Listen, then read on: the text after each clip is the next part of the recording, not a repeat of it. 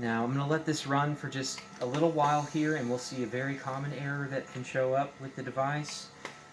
Not generally something to worry about. Also, here under the battery, it'll show up in a second. There it is. So you can see there's like a little clock right there underneath the battery. That's going to be our estimated amount of time before the battery hits 0. Okay, so this is that error I was talking about. Not sure if you can see that. It shows absence of breath, please check cannula.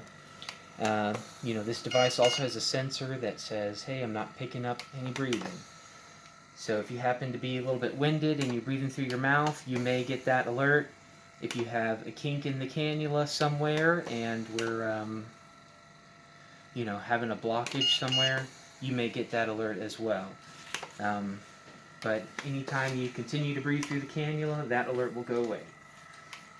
And then when we're done using it, we're just going to press and hold here.